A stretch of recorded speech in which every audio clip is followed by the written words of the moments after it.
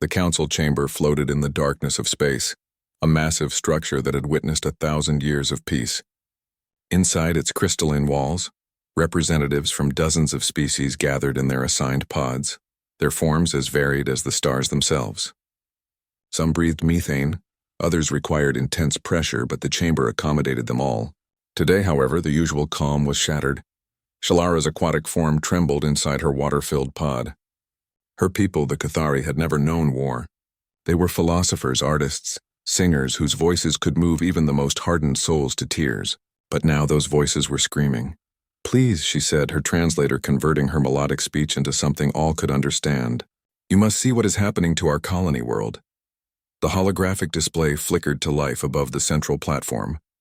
The images were horrific.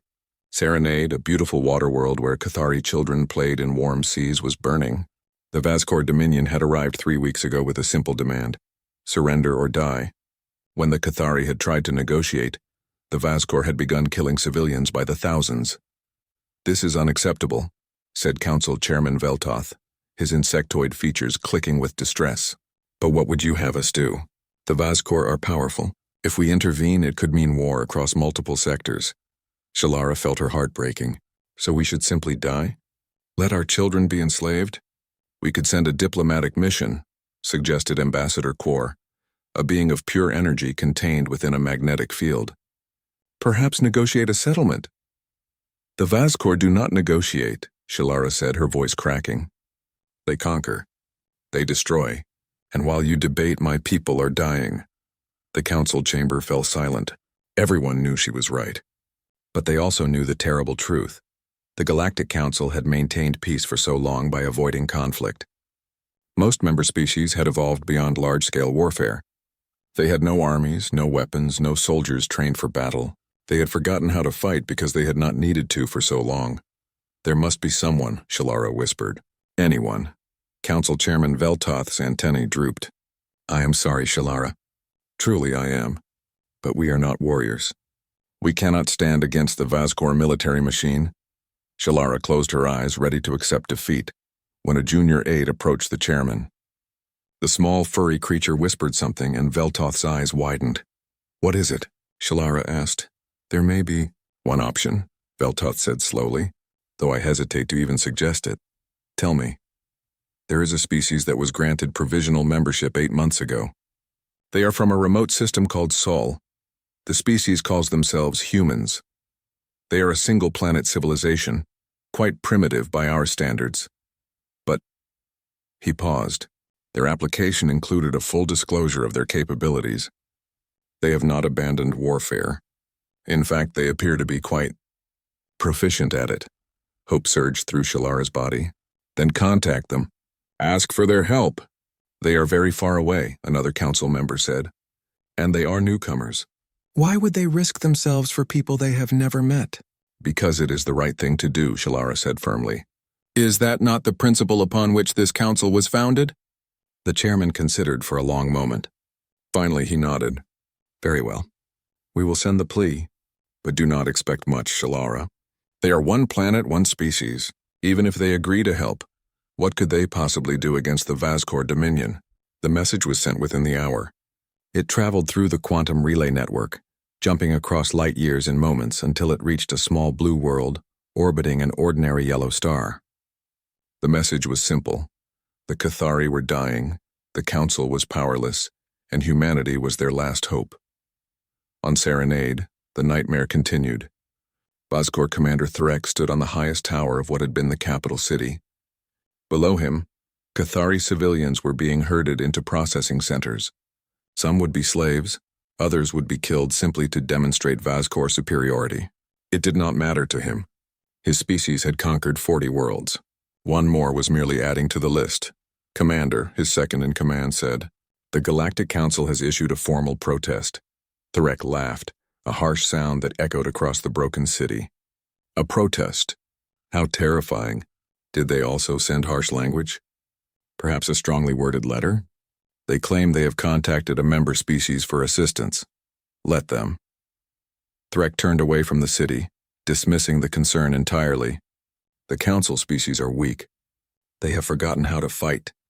Whatever help they send will be pathetic, and we will crush it as we have crushed everything else. Far below, in a hidden shelter beneath the waves, Cathari families huddled together. Parents tried to comfort children who did not understand why their world had turned to nightmare. Elderly Cathari, who had lived peaceful lives filled with music and beauty, now wondered if they would ever see the sun again. Shalara received updates every few hours, each one worse than the last. The death toll was climbing. The Vascor were efficient in their cruelty. She had done everything she could, made every argument, begged every council member for action. Now all she could do was wait and hope that humanity would answer. 3 days passed. 3 days of silence from the Sol system. 3 days of watching her people suffer. Shalara began to lose hope. Perhaps the humans had looked at the situation and decided it was not worth the risk. Perhaps they were as cautious as the rest of the council. Perhaps she had been foolish to believe that anyone would come. Then on the 4th day, a message arrived. It was short, direct, and unlike any diplomatic communication Shalara had ever received. Message received. Help is coming. Hold on, that was all. No lengthy discussion of terms, no negotiation of payment, no debate about risk and reward. Just a simple promise, help is coming. Shalara broadcast the message to the hidden Cathari on Serenade, hoping it would give them the strength to survive a little longer. Many wept with relief. Others remained skeptical. What could one species do that the entire Galactic Council could not? In the council chamber, the other representatives were equally confused. Chairman Veltoth received a second message from Earth, this one containing more details. His antennae began twitching rapidly as he read, a sign of extreme agitation in his species. What is it? Asked Ambassador Quor. The humans say they are dispatching a military fleet. They say it will arrive at Serenade in 21 days. 21 days? That is impossibly fast. And a fleet? How many ships? Veltoth's voice was quiet. 247 vessels, including 73 warships and 30 troop carriers. They are bringing 12,000 soldiers. The council chamber erupted in chaos. 12,000 soldiers? Most council species did not have 12,000 soldiers in their entire civilization, and 200 ships mobilized in less than a week. It had taken the council 3 months to organize a simple trade mission. Who are these humans? Someone asked. Shalara did not care about the details. All that mattered was the promise. Help was coming. Her people just had to survive long enough for it to arrive. On Serenade, the Vascor continued their occupation, unaware that they had made a terrible mistake. They had attacked the friends of a species that did not know how to do anything halfway. They had drawn the attention of humanity, and humanity was coming with the full weight of its warrior heritage behind it. The countdown had begun. Admiral Chen Wei stood in the command center of the United Defense Force headquarters, watching the holographic display with cold eyes. The footage from Serenade played on repeat. Cathari children torn from their parents, cities burning, bodies floating in contaminated water. His jaw tightened with each image. How long ago did we receive this? He asked. 4 days, sir, replied his aide, Commander Jackson. The Galactic Council sent it as a plea for assistance. They say they cannot intervene themselves. Chen turned to face the room full of officers. Some were veterans of the Mars Rebellion. Others had fought in the Titan conflicts. Every person in this room understood what war meant. They knew its cost, its horror, and its necessity. Cannot or will not? Chen asked. Does it matter, sir? Jackson said quietly. Those people are dying, Chen nodded slowly. He had read the files on the Galactic Council. Advanced species, peaceful civilizations, thousands of years without major conflict. They had achieved something humanity still dreamed of. Lasting peace. But that peace had come with a price.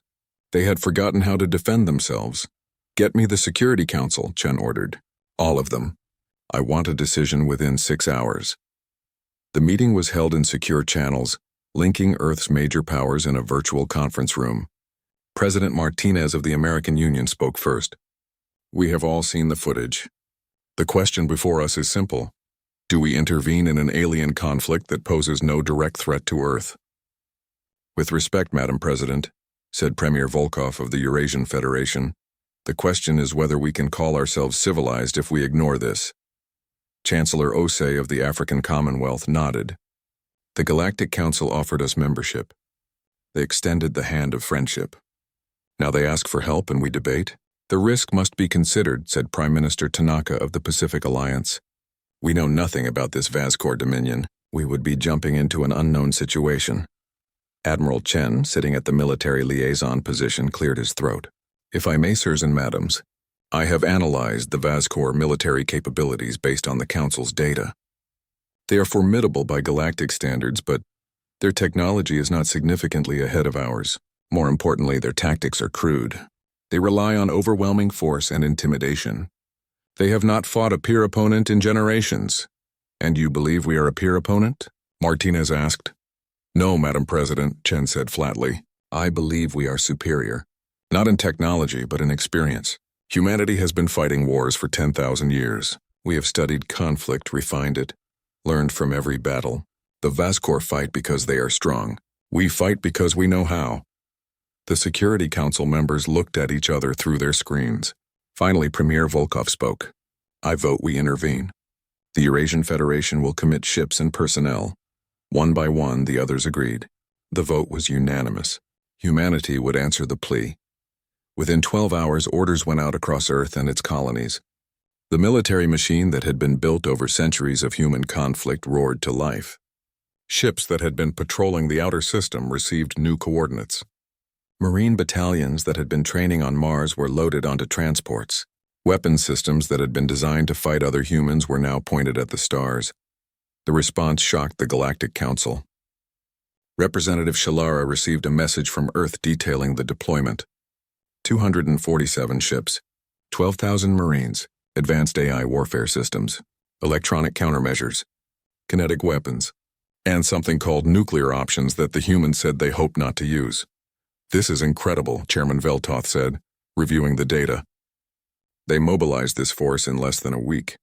It takes us months to organize a scientific expedition. They have been preparing for war their entire history, Shalara said softly. While we learn to live in peace, they learn to survive through strength. Should we be concerned? Asked Ambassador Quor. These humans seem very violent. Shalara thought about her people dying on Serenade. She thought about the children crying for parents who would never come home. She thought about the Cathari way of life being erased by Vascor cruelty. Right now, she said firmly, violence is exactly what we need. The human fleet assembled at Luna Station, Earth's moon serving as the jumping-off point for the mission. Admiral Chen transferred his flag to the UDS Indomitable, a heavy cruiser that had been his command for 5 years.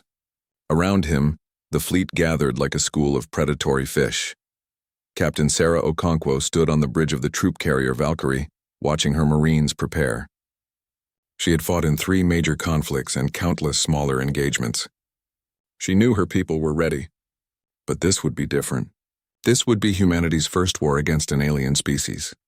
Captain, said her XO, Lieutenant Morrison, the Marines are asking questions.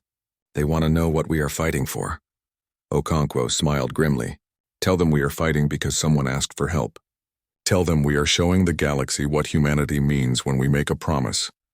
The fleet departed Earth orbit in a coordinated ballet of ships. Fighters, cruisers, destroyers, carriers, and support vessels all moved as one. The human formation was tight, efficient, and purposeful. Council observers watching from their monitoring stations were amazed. Most galactic species traveled in loose groups, each ship operating semi-independently. The humans moved like a single organism. They have done this before, one observer noted, many times. The journey would take 3 weeks at maximum sustainable FTL speed. During that time, the fleet trained constantly. Simulations ran around the clock. Marines practiced boarding actions. Fighter pilots drilled attack patterns. Every crew member knew their role perfectly. Admiral Chen spent his days analyzing everything known about the Vascor.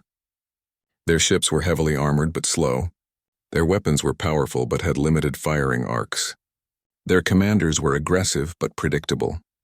He began to formulate a plan. On the 10th day of the journey, Chen called a briefing for all senior officers. Holographic avatars filled the conference room as captains and commanders from across the fleet joined the meeting. We have been given a mission, Chen began. Liberate Serenade and protect the Cathari people. But I want to be clear about something. We are not just going to drive the Vascor away. We are going to hurt them so badly that they never think about attacking a council world again.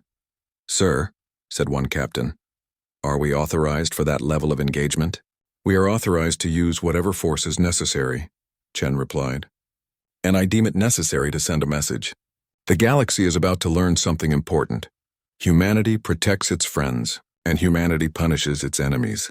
The briefing continued for hours. Chen outlined a three-phase operation. First, they would drop out of FTL at the edge of the Serenade system and issue a warning. If the Vazcor withdrew, fine. If they did not, Phase 2 would begin. Orbital superiority. The human fleet would destroy or disable every Vazcor ship in orbit. Phase 3 would be the ground assault, with Marines landing to eliminate any remaining Vazcor forces and secure Cathari civilians. What about casualties? Asked Captain Okonkwo. Chen met her eyes. We will take casualties. That is the nature of war. But we will take fewer casualties than the enemy. And we will accomplish our mission. These people asked for help. We do not do things halfway. The fleet continued its journey. Behind them, Earth watched and waited. Ahead of them, the Vazcor Dominion continued its occupation of Serenade, unaware of the storm that was approaching. On Serenade itself, Shalara had managed to send a coded message to the surviving Cathari. Help was coming. Just a few more days. Hold on. In their hidden shelters, the Cathari whispered prayers to gods they barely believed in anymore. They prayed that the humans would arrive in time. They prayed that these strange aliens from a distant world would prove to be the saviors the Council promised. They did not know that humanity had already made a decision. The Cathari would be saved, and the Vazcor would learn why it was a mistake to prey upon humanity's friends. The human fleet dropped out of FTL at the edge of the Serenade system, exactly 21 days after leaving Earth. 247 ships materialized in the darkness of space, their formation perfect and menacing. On the bridge of every Vazcor vessel in the system, alarms began screaming. Commander Threck stood in the command center of his flagship, staring at the tactical display in disbelief. He had expected perhaps a dozen ships, maybe 20 if the Council was feeling bold. But this was an armada. Identify those vessels, he ordered. His tactical officer worked frantically at his console. Commander, the database has no matches. These are unknown designs. Wait, we are receiving a transmission. It is in standard galactic language. Put it through. A human face appeared on the main screen. Admiral Chen Wei looked directly at the camera, his expression hard and unyielding. This is Admiral Chen Wei of the United Earth Defense Force, speaking on behalf of the Galactic Council. You are in illegal occupation of the sovereign world of Serenade. You have murdered civilians and violated every principle of civilized conduct. You have 6 hours to withdraw all forces from this system. If you do not comply, we will remove you by force. This is your only warning. The transmission ended. Threck stared at the blank screen for a moment, then began to laugh. Humans, I have never even heard of this species. They dare to threaten the Vazcor Dominion? Commander, his second-in-command said nervously. There are 200 ships out there. Perhaps we should consider their offer. Consider. Threck's laughter died. We are Vazcor. We do not retreat from unknown aliens making empty threats. Ready all weapons. Prepare the fleet for battle. We will show these humans what happens when they interfere with our conquests. On the Indomitable, Admiral Chen received the Vazcor response, which was essentially silence. He had not expected them to withdraw. Species that preyed on the weak rarely understood diplomacy until after they had been bloodied. They have made their choice, Chen said quietly. Execute Battle Plan Alpha. All ships weapons free at Mark 0600 hours. Let us show them why humanity does not make empty threats. The 6 hours passed slowly. On Serenade below, the Cathari in their hidden shelters listened to emergency broadcasts. The humans had arrived. Battle would begin soon. Some prayed. Others simply held their children and hoped. Shalara watched from a council observation ship positioned safely outside the system. She had insisted on being present, needing to witness what she had set in motion. Chairman Veltoth was with her, along with several other council observers. None of them had ever seen a real battle. Their species had evolved beyond such things centuries ago.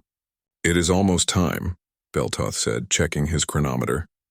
Perhaps the Vazcor will see reason at the last moment. Shalara said nothing. She had seen the footage of what the Vazcor did to her people. She knew they would not retreat. Part of her hoped they would. Another part, a part she did not fully recognize, hoped they would fight, because that part wanted to see them punished.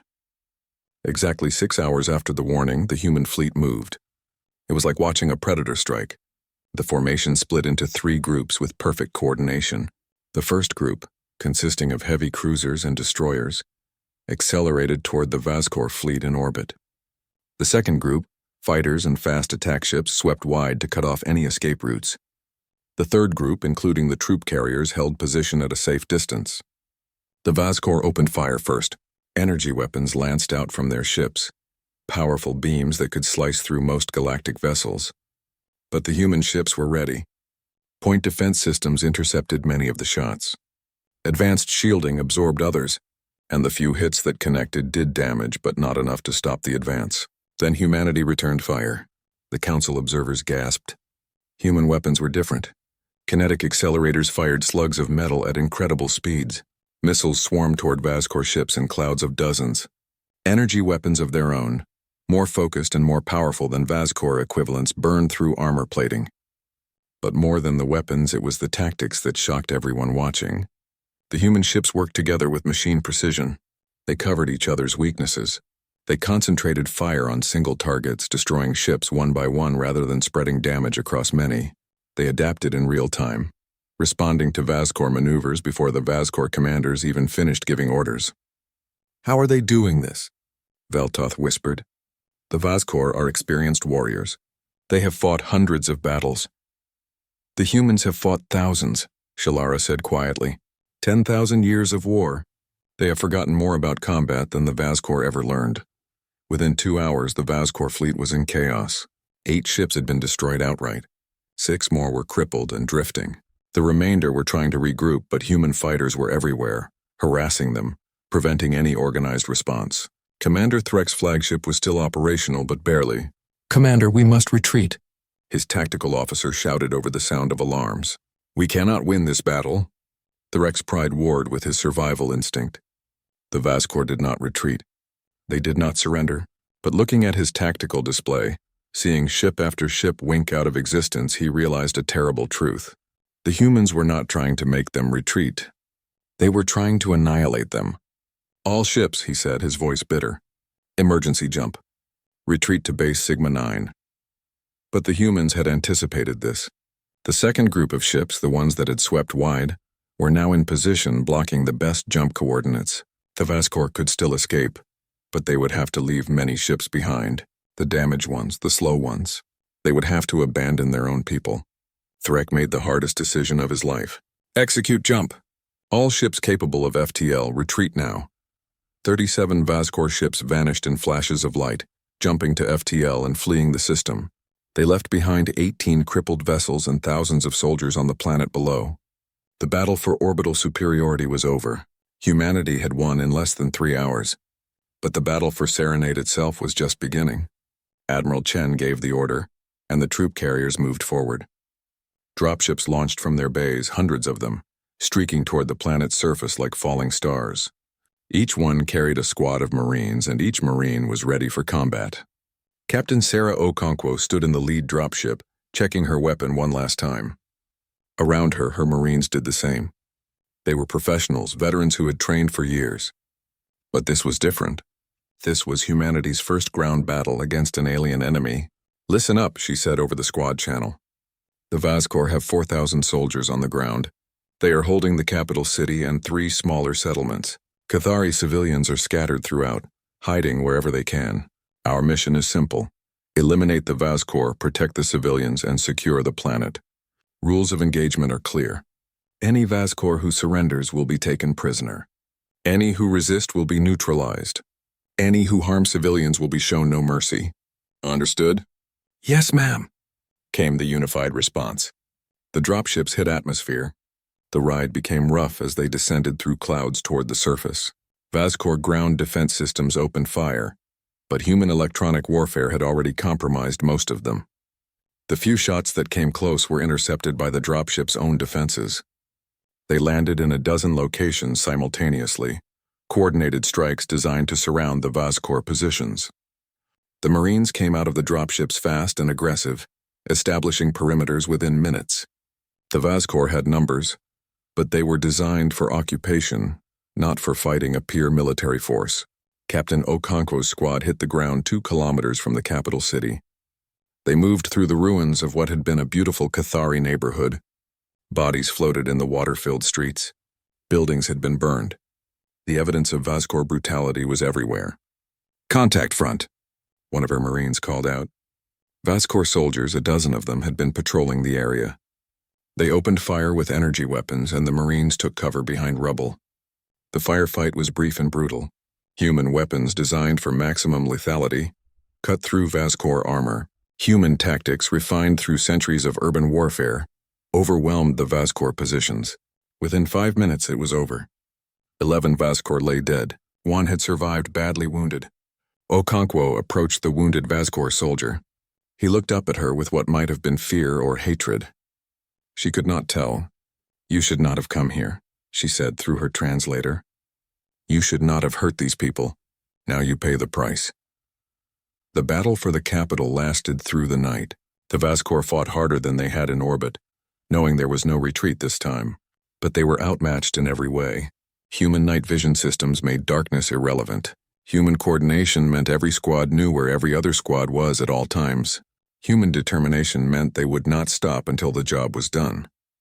By dawn, the capital was secure. Vazcor casualties were catastrophic. Nearly 3,000 had been killed in the fighting. 800 had surrendered. The rest had fled into the wilderness, where human search teams were already hunting them down.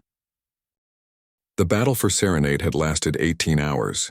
Now, 6 days later, the true cost was becoming clear. Admiral Chen stood on the bridge of the Indomitable, looking at casualty reports. 347 humans dead, over 1,000 wounded, numbers that would haunt him for the rest of his life. But the Cathari were free. 50,000 civilians had been evacuated from the occupation zones. The Vazcor forces were either dead, captured, or fleeing into deep space. By any military measure, it was a complete victory. So why did it feel so hollow? "Sir," Commander Jackson said quietly, "the Galactic Council delegation has arrived. They are requesting permission to come aboard." Chen nodded. "Send them to Conference Room 3. I will be there shortly." The delegation consisted of 5 council members, including Shalara. When Chen entered the room, he saw the mixture of emotions on their alien faces. Gratitude, certainly, but also something else. Fear, perhaps, or horror at what they had witnessed. "Admiral Chen," Chairman Veltoth began, "on behalf of the Galactic Council, I want to express our deepest gratitude for your intervention. The Cathari people owe humanity a debt that can never be repaid." "We did not come here for payment," Chen replied, taking his seat. "We came because it was the right thing to do." "Yes, well," Veltoth's antennae twitched nervously. "About that.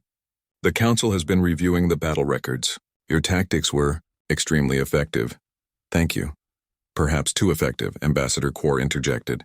"Admiral, you did not simply drive the Vazcor away. You annihilated them. 17 ships destroyed. 4,000 Vazcor soldiers killed. The survivors are traumatized. Some are saying your people fought with unnecessary brutality." Chen felt anger rising in his chest, but he kept his voice calm. "Ambassador, with respect, we gave the Vazcor 6 hours to withdraw peacefully. They refused. They chose to fight.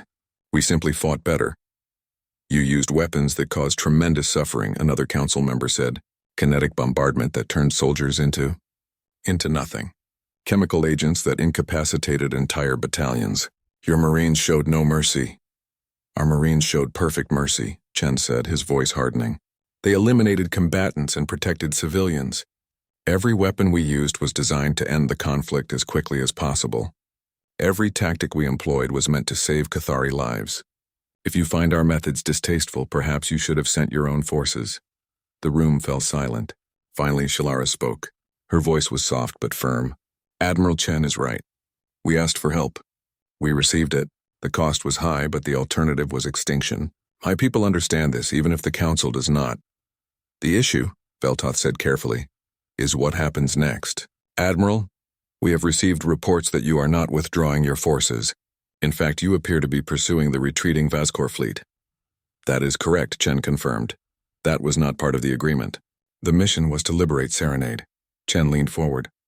"Chairman, the Vazcor attacked a peaceful world, murdered civilians, and enslaved children. They did this because they believed they could. If we simply drive them away and go home, what message does that send? They will wait a year, maybe 2, and then they will attack again. Maybe not Serenade. Maybe another council world. Maybe they will be more careful next time. Strike when we are not watching. So what are you proposing? Kor asked. We are going to make sure they never attack again, Chen said simply. We have tracked the Vazcor fleet to 3 military installations near their border. These bases are the staging grounds for their expansion into council space. We are going to destroy them. The council members looked at each other in alarm. Admiral, Veltoth said, that would be an act of war. A full invasion of Vazcor territory. No, Chen corrected. It will be a surgical strike against military targets. No civilian casualties. No occupation. Just a demonstration that attacking council worlds has consequences. The council has not authorized this action, Veltoth said firmly. Chen stood. With respect, Chairman, we did not ask for authorization. Earth Security Council has reviewed the situation and made its decision. The Vazcor will be neutralized as a threat. If the Council wishes to protest, you are welcome to do so. But we are going forward with the operation. This is madness, one council member said. You will start a war that could spread across the entire sector. No, Shalara said suddenly. Everyone turned to look at her. Admiral Chen will end a war. The Vazcor have been threatening council worlds for decades. We have negotiated, pleaded, and retreated. And they have grown bolder with each victory. The Admiral is right.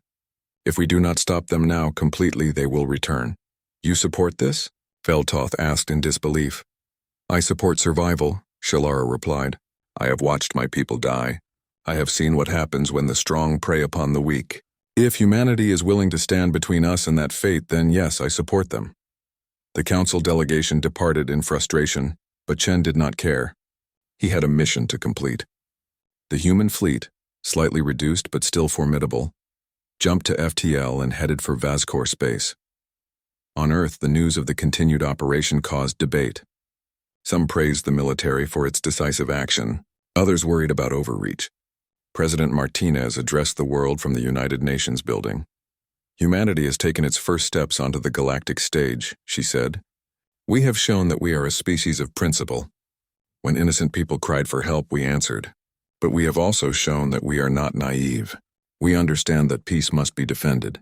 The Vazcor Dominion will learn that there are consequences for attacking the defenseless. This is not aggression. This is justice. The human fleet arrived at the first Vazcor military base 6 days after leaving Serenade. It was a massive orbital station capable of supporting 200 ships.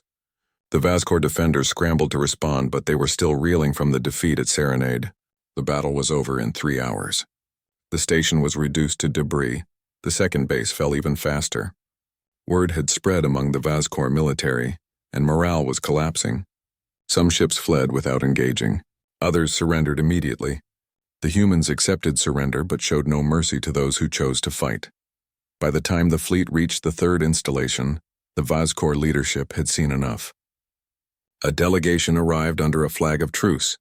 They were led by a Vazcor admiral, an old warrior who had fought in 20 campaigns. He came aboard the Indomitable expecting the same treatment his people had given their enemies, humiliation and death. Instead, he found Admiral Chen in the conference room, alone except for a translator. I am Admiral Chen Wei of Earth, Chen said. Please sit, the Vazcor admiral sat warily.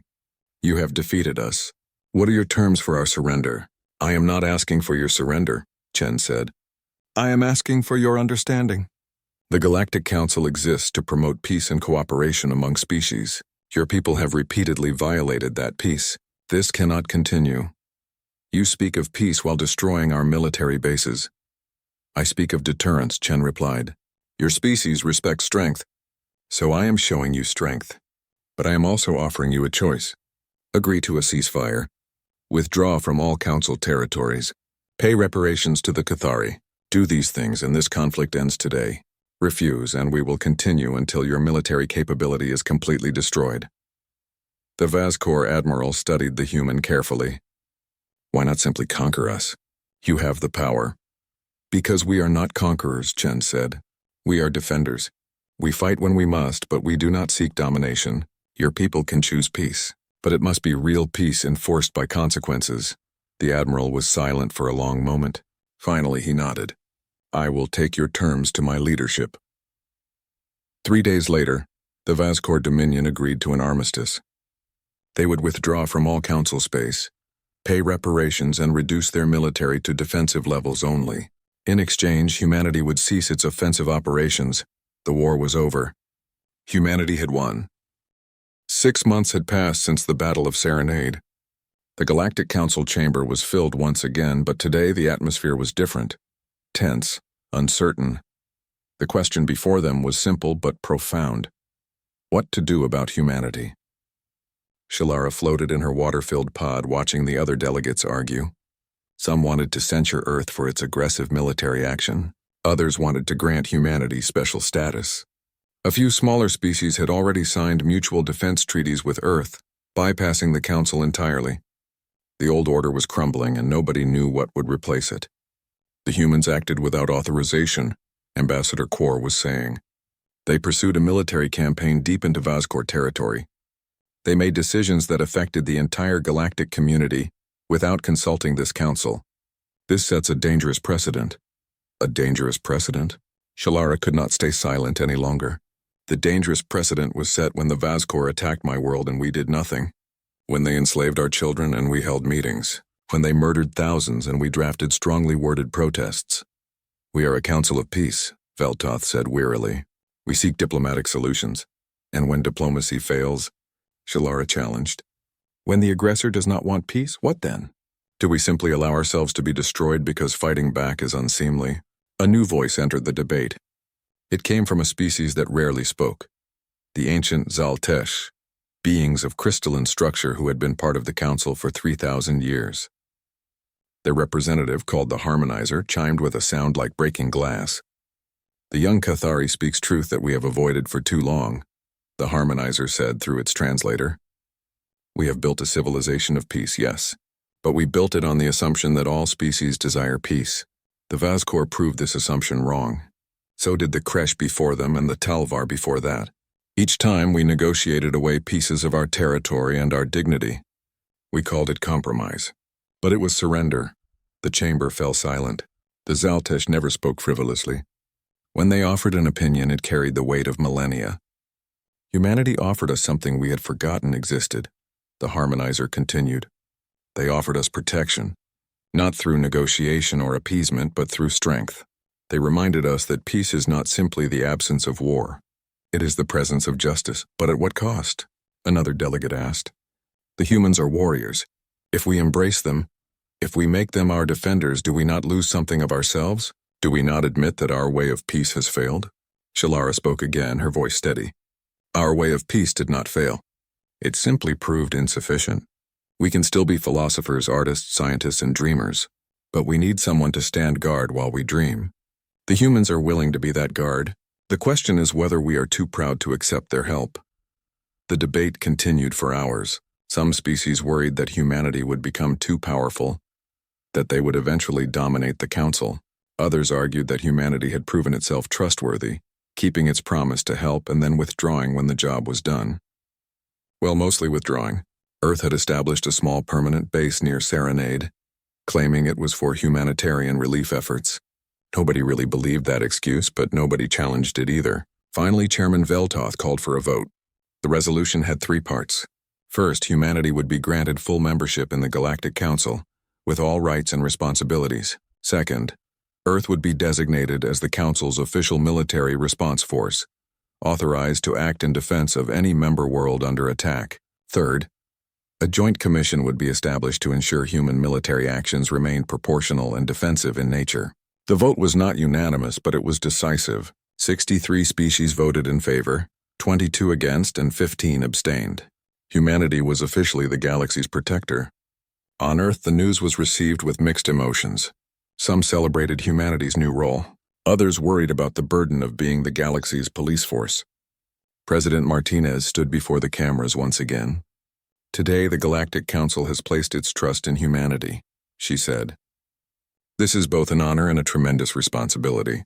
We did not seek this role, but we will not shirk from it. Humanity has always believed that with great power comes great responsibility. We will use our strength to protect the innocent, to defend the weak, and to maintain peace. But we will do so carefully, thoughtfully, and always with respect for the sovereignty of other species. Admiral Chen, who had been offered retirement with full honors, chose instead to remain in service. He was appointed as the first commander of Council Defense Forces, a position that did not exist until humanity made it necessary. His headquarters would be on the new Earth orbital station, Unity, which was being built specifically to coordinate defensive operations across Council space. Captain Okonkwo was promoted to general and given command of the Rapid Response Marine Divisions. Her forces would be stationed at strategic points throughout Council territory, ready to deploy within days to any crisis. She chose Serenade as the location for her primary base, saying that she wanted her Marines to remember what they were fighting for. The Vazcor Dominion kept its word. They withdrew from all disputed territories and paid reparations to the Cathari. Their military was reduced to a fraction of its former size, but more importantly, their attitude changed. The Vazcor leadership requested a formal meeting with human representatives, not to negotiate terms, but to understand their conquerors. Admiral Chen met with Vazcor High Command in a neutral space station. The Vazcor admiral who had surrendered was there, along with several of their political leaders. They asked Chen a simple question: why had humanity fought so fiercely for people they did not know? Because someone asked for help, Chen replied. And because we believe that civilized beings have a responsibility to protect each other. Your people saw the Cathari as weak. We see them as friends who needed help. The difference in perspective is the difference between predator and protector. One of the Vazcor leaders, a scarred warrior named Drakthal, spoke carefully. Your species frightens us. We have conquered 40 worlds, fought 100 battles. We thought we understood war, but what you did to us, you did not just defeat us. You broke us. In 18 hours, you shattered a military force we spent decades building. How? Chen considered his answer. You fight to dominate. We fight to win. There is a difference. You wanted to prove your strength. We wanted to save lives. Desperation makes for better soldiers than arrogance. Will you teach us? Drakthal asked suddenly. Not to conquer, but to defend ourselves properly. We realize now that we have been attacking others because we feared being weak. But perhaps if we learned real strength, we would not need to prove ourselves through conquest. It was an unexpected request, but Chen saw the sincerity in it. Perhaps that would be a decision for the Council. But if you are serious about changing your ways, humanity would not oppose it. Back on Serenade, Shalara stood on the shore of the renewed capital city. The scars of war were still visible, but reconstruction was happening faster than anyone had thought possible. Human engineers had arrived to help rebuild, teaching Cathari workers new construction techniques while learning about Cathari architecture and aesthetics. It was a collaboration, not a takeover. A group of Cathari children played in the shallows nearby, their voices rising in the melodic songs of her people. 6 months ago, those children had been hiding in shelters, terrified that each day might be their last. Now they played freely, protected by the knowledge that if danger came again, help would arrive. One of the children noticed Shalara and swam over. Are you the one who called the humans? The young Cathari asked. Yes, Shalara replied. I am. Thank you, the child said simply, then swam back to rejoin her friends. Shalara felt tears mixing with the water around her. She thought about all the debates, all the fear, all the uncertainty about whether calling the humans had been the right choice. Looking at those playing children, she had her answer. A human shuttle landed nearby. Admiral Chen emerged, having come to Serenade for a ceremony honoring the fallen. Both human and Cathari casualties would be remembered together. Chen approached Shalara, and they stood together in comfortable silence for a moment. Do you regret it? Shalara asked finally. The lives lost? The burden you carry now? Chen watched the children playing. Every commander regrets the lives lost under their command. But I do not regret answering your plea. Those children are alive because we came. That matters. The galaxy has changed, Shalara observed. Because of us. Because of what we started. The galaxy was always going to change, Chen replied. Empires like the Vazcor do not simply stop on their own. You gave the galaxy something it desperately needed. An example. You showed that asking for help is not weakness. And we showed that providing help is not interference. Together, we proved that different species can work together for something greater than themselves. In the weeks that followed, more species began signing defense agreements with Earth. The Council established new protocols for requesting military assistance. Humanity began training officers from other species in defensive tactics,